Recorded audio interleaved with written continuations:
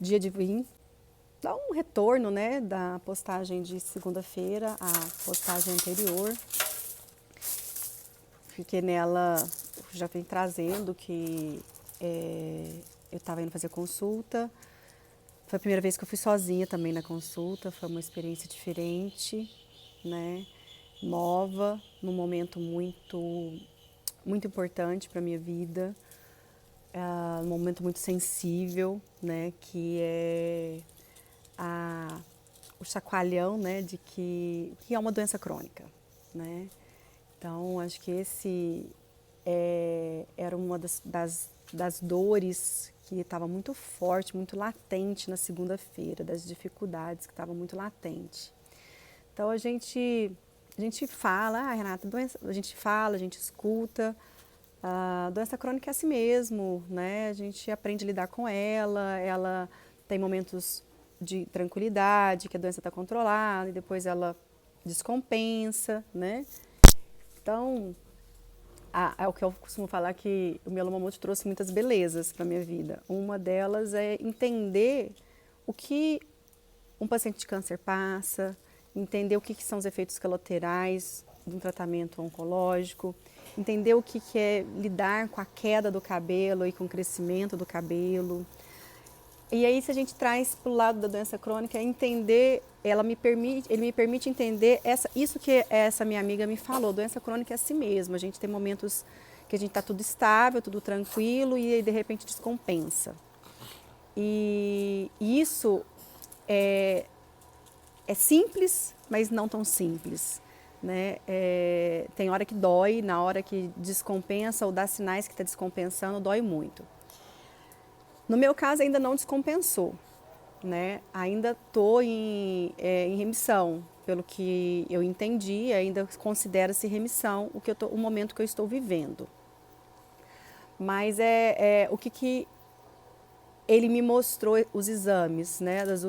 Nesses exames que foram saindo os resultados. Eu colhi, acho que dia 20, e aí os resultados começaram a aparecer e com algumas sinalizações de algumas alterações que eu falo que é alteração, porque eram coisas que não apareciam nos exames anteriores e começaram a aparecer. Então, a proteína monoclonal ela apareceu só no exame de urina em outubro de 2019, e até então não tinha aparecido mais só aparecia nela. Agora ela já começou a aparecer em outros exames, né?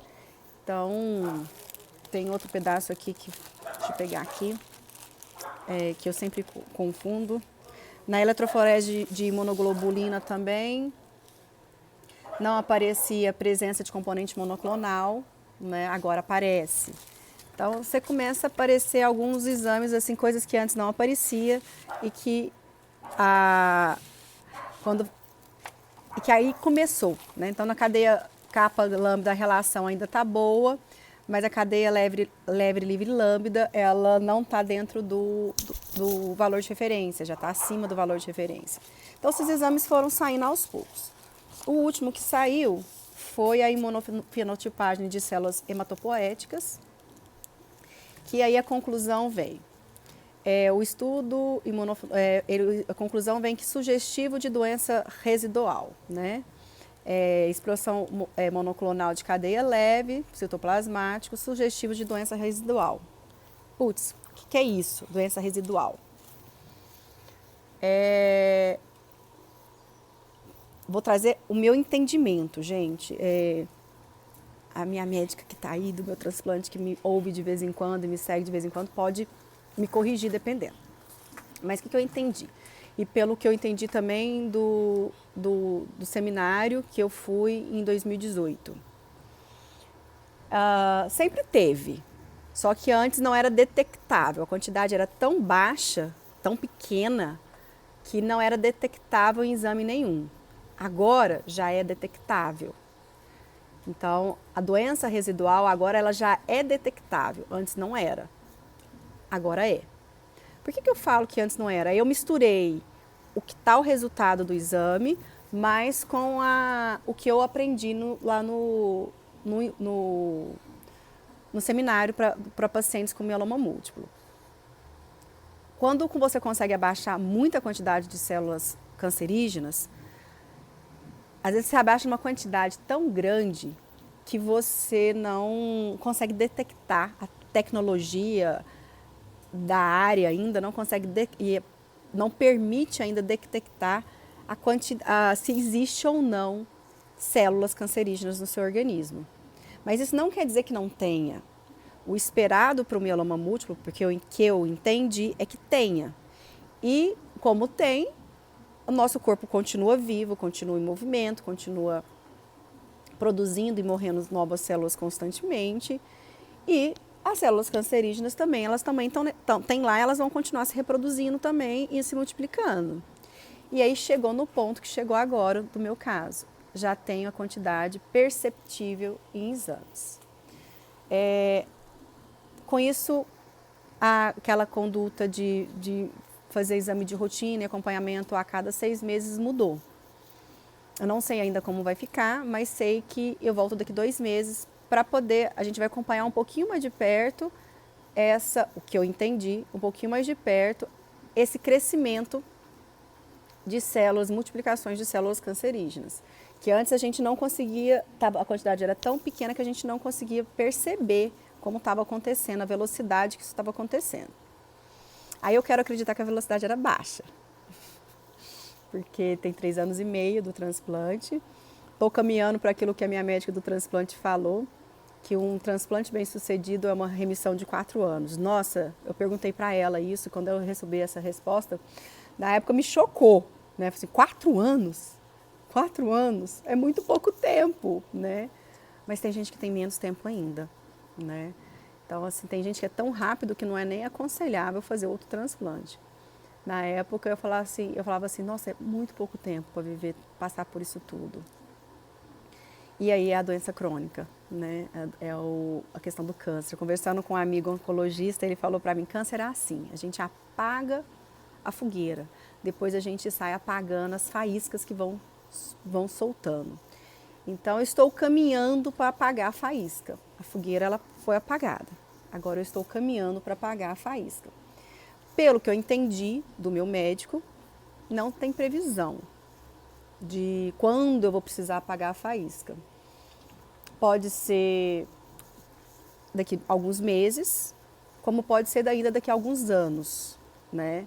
Então, para a gente começar a retomar o tratamento, eu tenho que ter evidências de que sinais de que a quantidade de células cancerígenas que eu tenho já esteja trazendo algum malefício para o meu organismo.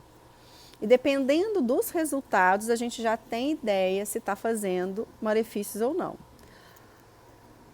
E a outra forma é através de exames de imagem também, para ver se tem novas lesões. Então, pela quantidade de células, a gente já que cancerígenas, e aí o pico monoclonal na eletroforese de proteína é muito importante, pelo que eu entendi, para a gente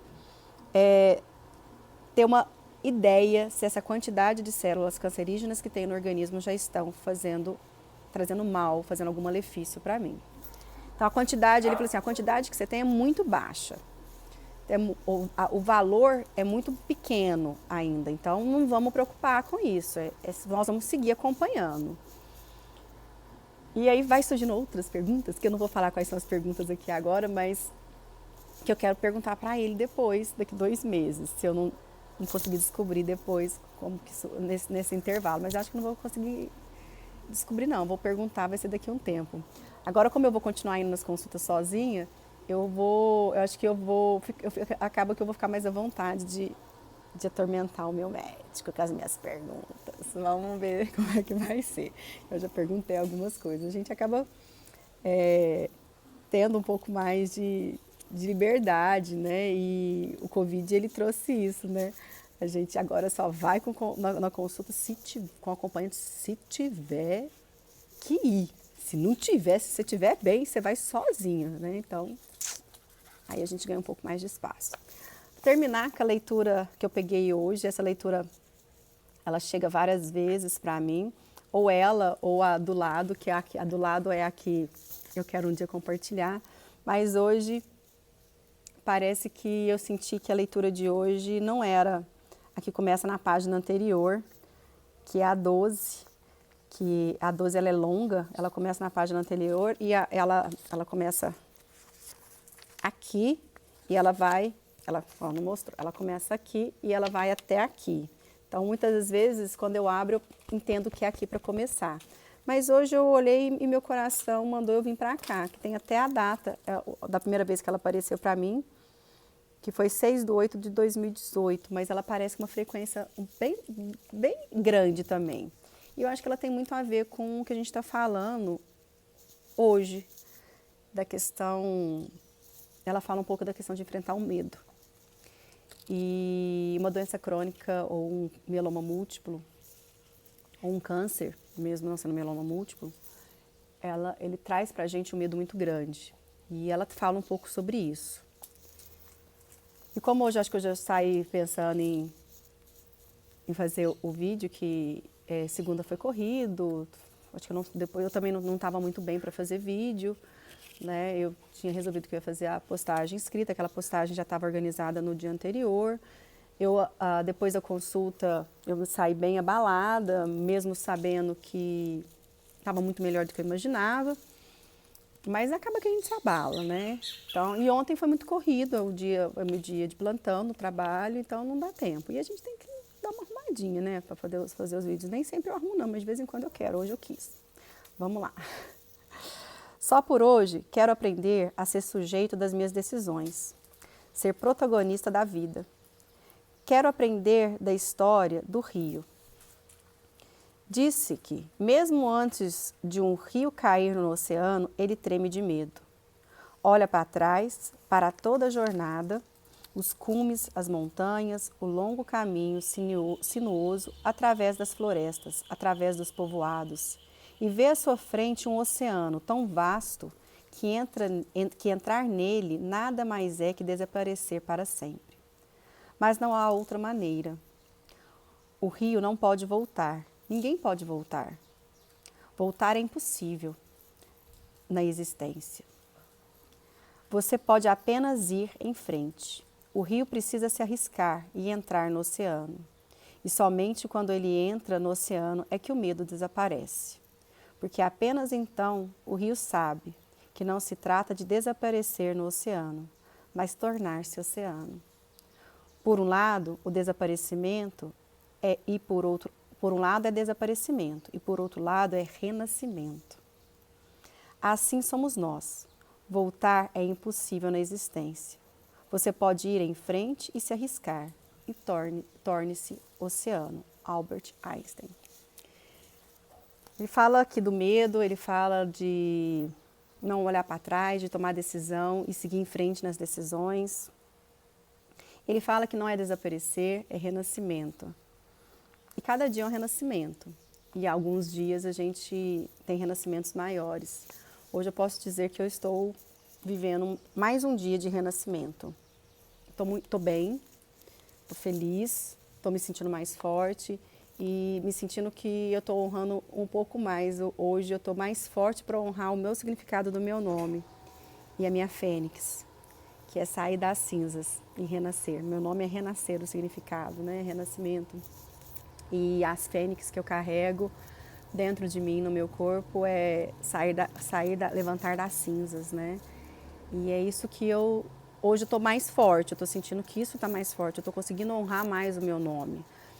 Na segunda não estava muito bem, ontem eu já estava melhor e hoje eu estou mais forte. Hoje eu acho que é por isso que era o dia de conversar, de estar aqui compartilhando. E como diz a terapeuta dos meus filhos, eu sou muito intensa, né? E um dos meus filhos, ela fala que é igual a mim. Ele afunda, eu afundo, mas depois eu saio. Ela fez essa descrição. Ele é muito intenso, como a Renata. Ele afunda, ele vive aquela dor profundamente, mas depois ele levanta e vai para frente. Então, assim, ele afunda, ele morre, ele quase morre, mas depois ele renasce.